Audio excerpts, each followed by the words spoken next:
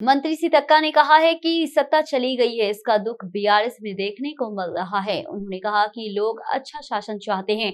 उन्होंने विधायक पद की शपथ लेने में 35 दिन का समय लेने पर बीआरएस की आलोचना की है। बीआरएस के नेता ऑटो चालकों को भड़काकर आंदोलन का आह्वान कर रहे हैं। कह रहे महिलाओं को मुफ्त बस सुविधा न दे, बीआरएस फ्री बस से नाराज हैं। कार्यकारी अध्यक्ष केटीआर ने बीआरएस के रैंकों को कड़ी चेतावनी जारी की है। यदि वे नहीं मानते तो उन्हें कड़ी कार्रवाई का सामना करना पड़ेगा। वहीं जगतियाल जिले के नेताओं के बीच अविश्वास प्रस्ताव पे चर्चा हुई है। वहीं जगतियाल जिला जेडपी अध्यक्ष वसंत सुरेश ने केटीआर से विनम्रता पूर्वक मुलाकात की है और जेडपीटीसी सदस्य भी उपस्थित थे। बीआरएस के कार्यकारी अध्यक्ष केटीआर ने पार्टी नेताओं को चेतावनी जारी करते हुए चेतावनी दी है कि जो कोई भी पार्टी के आदेश की अवहेलना करेगा तो उसे सख्त कार्रवाई का सामना करना पड़ेगा। वहीं जगतियाल जिला जेडपी अध्यक्ष वसंत सुरेश, जेडपीटीसी सदस्यों और जिला नेताओं ने केटीआर से विनम्र तरीके से मुलाकात की है। उन्होंने उन्हें नए साल की शुभकामनाएं दी। उनके बीच जीप अध्यक्ष के प्रति अविश्वासीय प्रस्ताव की चर्चा हुई है। इस अवसर पर जेडपीटीसी ने बात की है। उन्होंने कहा कि जीप अध्यक्ष वसंता सुरेश के खिलाफ अविश्वास प्रस्ताव पूरी तरह गलत है। उन्होंने केटीआर से कहा है कि पूरे कार्यालय तक पद पर बनी रहेंगी, किसी को भी पार्टी के आदेशों की अवहेलना नहीं करनी चाहिए। वहीं उन्होंने लोकसभा चुनाव में बीआरएस प्रत्याशी की जीत के लिए काम करने का निर्देश दिया। भारत सरकार के युवा कार्य मंत्रालय सेंट्रल होम स्पोर्ट्स ने नेहरू युवा जन केंद्र संगठन के संयुक्त तत्वाधान में कश्मीर यूथ एक्सचेंज प्रोग्राम का आयोजन किया है। नेहरू युवा संगठन एपी और तेलंगाना संयुक्त राज्य अमेरिका के निदेशक AR विजया राव ने कहा कि ये कार्यक्रम 1 सप्ताह तक आयोजित किया जाएगा।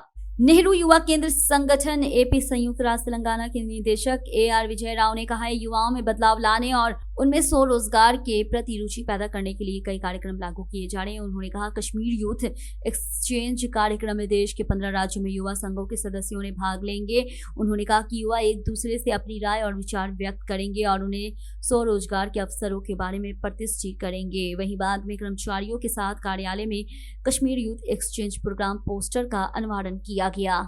चिंतलापल्ली के 3 गांव में प्रजापालन सफल रहा है। अधिकारियों ने आंगनवाड़ी शिक्षकों, महिला मंडल प्रमुखों, जनप्रतिनिधियों ने ग्रामीणों को सहायता प्रदान की और आवेदन एकत्र किए हैं। मिर्चल जिले के 3 चिंतलापल्ली मंडलों के ग्राम पंचायत केंद्र में सार्वजनिक शासन कार्यक्रम का आयोजन किया गया है। वहीं 3 चिंतलापल्ली के सरपंच जाम रवि ने बताया है कि अधिकारी आंगनवाड़ी शिक्षा, महिला परिषद सभी ग्रामीणों के साथ फॉर्म भरने में सहायता प्रदान करने के लिए मौजूद है और वे ग्रामीणों को बिना किसी कठिनाई के सब कुछ विस्तार से बताते हैं और प्रमाणीकरण फॉर्म को पूरा भरते हैं और उन्हें सहायता प्रदान करते हैं। बिना किसी कठिनाई के कार्य पूरा किया है। पूर्व मंत्री और मेडचल विधायक चामकुड़ा मल्ला रेड्डी ने स्पष्ट किया है कि अगर पार्टी नेतृत्व आदेश देती है तो वो आगामी लोकसभा चुनाव में मल्काजगिरी सीट से चुनाव लड़ेंगे। उन्होंने याद दिलाया कि पहले उन्होंने मल्काजगिरी लोकसभा सीट से चुनाव लड़ा था और जीत हासिल की थी। वहीं मेडचल मल्काजगिरी जिले के 5 विधानसभा क्षेत्रों में यानी मेडचल, मल्काजगिरी, उप्पल, कुकटपल्ली, कुतुबुल्लापुर निर्वाचन क्षेत्र में हाल ही में बीआरएस उम्मीदवार को उनकी जीत की याद दिला दी।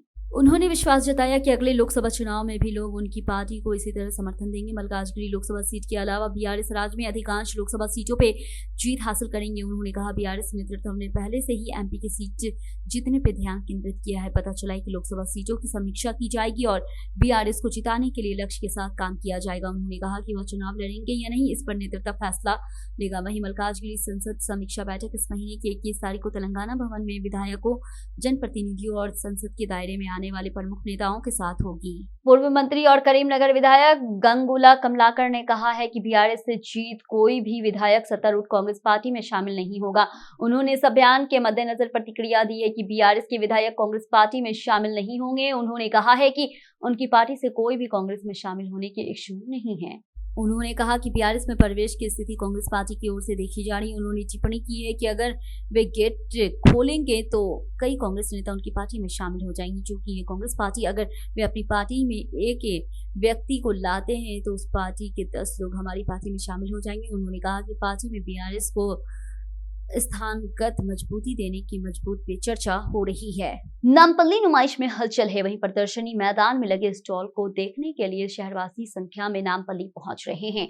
अलग अलग राज्यों में आए व्यापारियों ने कई आकर्षण ड्रेस, चश्मे और अलग अलग तरह के आभूषण स्टॉल में उपलब्ध कराए गए हैं। वहीं उत्तरी कपड़े सबसे ज्यादा बिक रहे हैं। नामपल्ली नुमाइश में बच्चों के खिलौने भी उपलब्ध है। वहीं भोजन प्रेमियों को खुश करने के लिए नाश्ते के कई स्टॉल भी हैं। वहीं सैकड़ों स्टॉल शहरवासियों को आकर्षित करते हैं। नामपल्ली मुख्य सड़क पे नुमाइश आने जाने वाले लोगों की भीड़ थी। वहीं सामान्य वाहनों पे आगमन बंदित हो रहे हैं। नुमाइश में आने वाले पर्यटकों को प्रवेश द्वारा गहन जांच के बाद ही प्रवेश की अनुमति दी जाती है।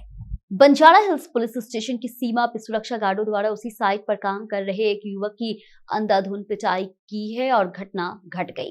पुलिस में रिपोर्ट के मुताबिक बिहार का रहने वाला युवक पंकज कुमार 1 महीने पहले शहर आया और बंजारा हिल्स रोड नंबर 14 निर्माणाधीन राघवेंद्र कंस्ट्रक्शन की साइट पर काम कर रहा था। वहीं उसी साइट पर काम करने वाले बड़े भाई का बेटा राजेश पासवान अपने कुछ अन्य दोस्तों के साथ आया और इस महीने के 1 तारीख को नए साल की पूर्व संध्या पर साइट पर अपने शेड में शराब पी रहा था।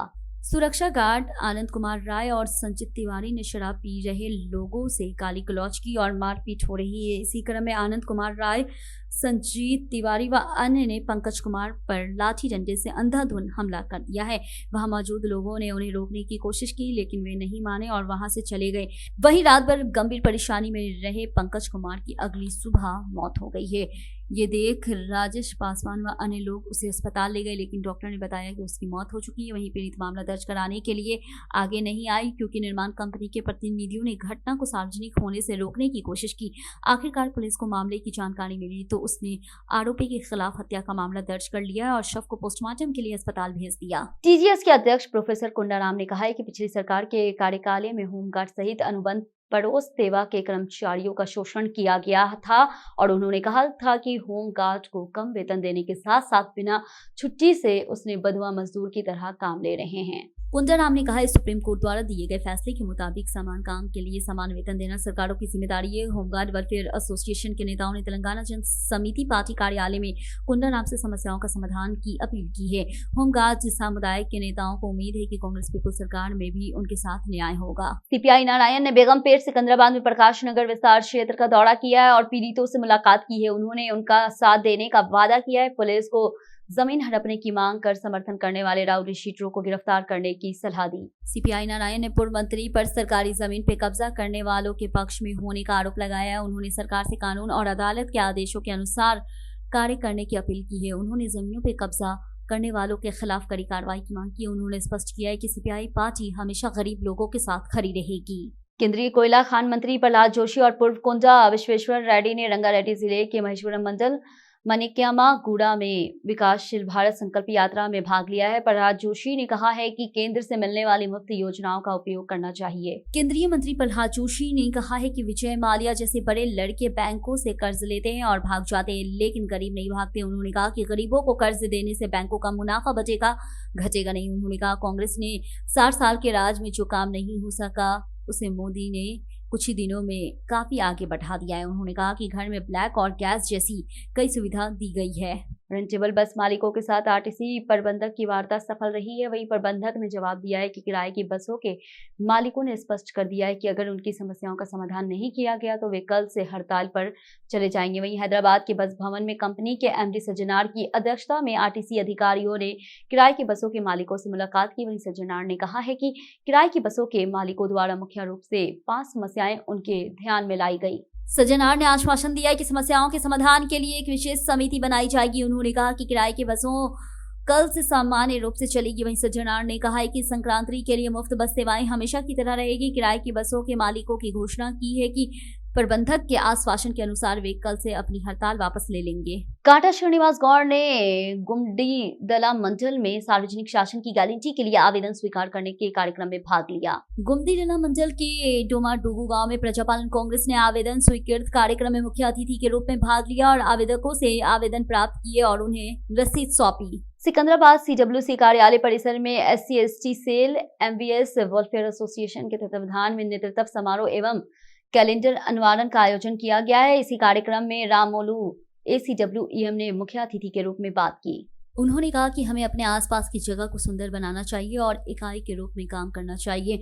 इस कार्यक्रम में राष्ट्रीय अध्यक्ष नरसिंह राव, SC/ST संघ के अध्यक्ष यादगिरी और महासचिव उमा महेश, कोषाध्यक्ष विजय कुमार, चलमैया, ध्रुमाला राव, हरे कृष्ण, लक्ष्मण और अन्य ने भाग लिया। टीपीसीसी प्रवक्ता चिंगानी दयाकर ने कांग्रेस पीपल सरकार के खिलाफ अत्यधिक टिप्पणी करने के लिए KTR 420 पे हमला बोला। इस हद तक कि छात्र नेताओं ने पूर्व मंत्री KTR के कांग्रेस घोषणा पत्र 420 के विरोध में उस्मानिया यूनिवर्सिटी आर्ट्स कॉलेज परिसर में OU आर्ट्स कॉलेज में KTR का पुतला जलाया। दयाकर ने नाराजगी जताई है कि भले ही लोगों ने चुनाव में BRS सरकार को सबक सिखाया है, लेकिन उनका मन नहीं बदला है। छात्र नेताओं ने पूर्व मंत्री KTR के कांग्रेस घोषणा पत्र 420 के विरोध में उस्मानिया यूनिवर्सिटी आर्ट्स कॉलेज परिसर OU आर्ट्स कॉलेज में KTR का पुतला जलाया।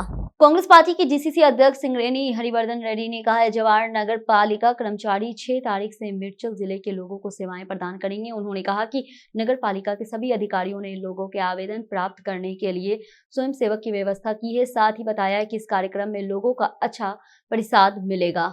लोगों को सेवाएं प्रदान करने के लिए जवाहर नगर पालिका के अंतर्गत कर्मचारी लोगों की सेवाएं के लिए तैयार है। विधानसभा चुनाव के दौरान कांग्रेस नेताओं ने कहा था कि वे 90 दिन में 6 योजनाएं लागू करेंगे। जब कांग्रेस सरकार सत्ता में आई तो 1 महीने के भीतर 6 योजना जनता के सामने लाने के लिए दिशाली के मुख्यमंत्री रेवंत रेड्डी की प्रशंसा की गई है। वहीं कांग्रेस पार्टी DCC अध्यक्ष सिंगरेनी हरिवर्धन रेड्डी ने बताया कि आने वाले दिनों में सभी को हमारी सहायता और सहयोग इसी तरह जारी रहेगा। लापरवाही से गाड़ी चलाने के कारण युवा अपनी जान गंवा रहे हैं। वहीं ACP शंकर राजू ने कहा, सिकंदराबाद में सड़क दुर्घटना एवं रोकथाम विषय पर जागरूक किया गया है। छात्रों को सड़कों पर अनुशासित रहना चाहिए। उन्होंने सड़क पार करते समय बरती जाने वाली विभिन्न सावधानी का जानकारी दी। उन्होंने कहा कि बचपन से यातायात नियमों के प्रति जागरूकता बढ़ानी चाहिए और बड़े होने पे इनका पालन करना चाहिए। ACP शंकर राजू ने बताया कि छात्रों को ट्रैफिक सिग्नल के बारे में समझाया गया। उन्होंने कहा कि युवा यातायात नियमों का पालन नहीं कर रहे हैं। वहीं ट्रिपल राइडिंग, ओवर स्पीडिंग, खतरनाक ड्राइविंग, गलत रूट, सेलफोन ड्राइविंग और लापरवाही से ड्राइविंग लोगों की जान ले रही है। वहीं 18 साल से अधिक आयु के प्रत्येक व्यक्ति को वैध लाइसेंस प्राप्त करना होगा। बिना लाइसेंस से वाहन चलाना कानूनी अपराध है। मोटर वाहन अधिनियम के तहत कोई भी व्यक्ति बिना ड्राइविंग लाइसेंस के सार्वजनिक सड़कों पर वाहन नहीं चलाएगा। ऐसा वाहन चलाने पे 5,000 तक का चालान और 3 महीने की सजा भी होगी। उन्होंने कहा कि 18 साल की आयु पूरी कर चुके युवा पहले लर्निंग लाइसेंस ना ले, गाड़ी चलाना सीखे, उसके बाद परमानेंट लाइसेंस ले। उन्होंने कहा कि लापरवाही से वाहन चलाना हमेशा खतरनाक होता है। शेरलिंगमपल्ली डिवीजन के गोपनपल्ली में सर्वे नंबर 36 की 150 एकड़ जमीन पर कुछ लोगों ने कब्जा करने के लिए बाड़बंदी कर दी है। वहीं बड़े पैमाने पर जमीन हड़पने का काम शुरू किया गया है। सूचना मिलने पर राजस्व अधिकारियों ने भारी पुलिस बल तैनात कर इसे हटाया। GHMC और राजस्व अधिकारियों ने संयुक्त रूप से संरचनाओं को ध्वस्त करने का काम किया है। वहीं गोपनपल्ली में सरकारी जमीन पे कब्जा करने वाले अंतरिक्रमण अधिकारियों की पहचान करने और मामला दर्ज करने में अधिकारी विफल रहे।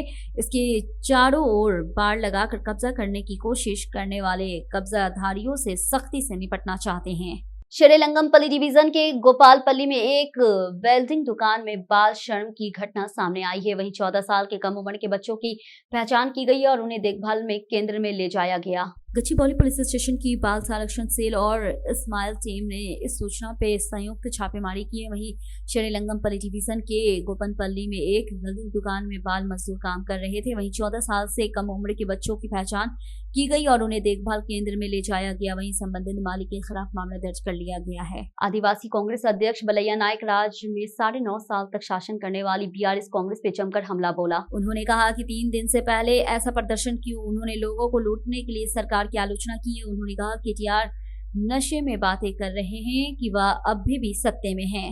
तेलंगाना राज्य सरकार ने 6 गारंटी पेश की है। इसके एक भाग के रूप में आवेदन प्राप्त करने के लिए एक लोक प्रशासन कार्यक्रम आयोजित किया गया था। तेलापुर नगर पालिका कोल्लूर में स्थानीय पार्षद राजू गौड़ ने नेतृत्व में सभा का आयोजन किया है। वहीं राजू गौड़ ने कहा है पिछले 10 साल के BRS शासनकाल में लोगों के साथ न्याय नहीं हुआ है। वहीं राजू गौड़ ने कहा जनता नेताओं के इर्द गिर्द घूम चुकी है और अब बीआरएस शासन में शासक जनता के पास जाएंगे और जनता को शासन देंगे। उस्मानिया विश्वविद्यालय के ओयू जेएसी नेताओं ने पूर्व मंत्री केटीआर द्वारा कांग्रेस पार्टी के घोषणा पत्र को 420 के रूप में संबोधित करने का विरोध किया है। वहीं ओयू जेएसी नेताओं ने आर्ट्स कॉलेज में केटीआर की पुतला जलाया। भीमराव नाइक ने चेतावनी दी है कि अगर यही सिलसिला जारी रहा तो वो आने वाले दिनों में शारीरिक हमलों का सहारा लेंगे। वे केटीआर को चुनौती दे रहे हैं कि अगर उनमें साहस है तो वो उस्मानिया विश्वविद्यालय आकर दिखाएं। उन्होंने कहा, तेलंगाना के लोग जानते हैं कि केसीआर परिवार वह परिवार है जिसने बेरोजगारों को धोखा दिया है और अवैध भ्रष्टाचार के माध्यम से तेलंगाना राज लूटा।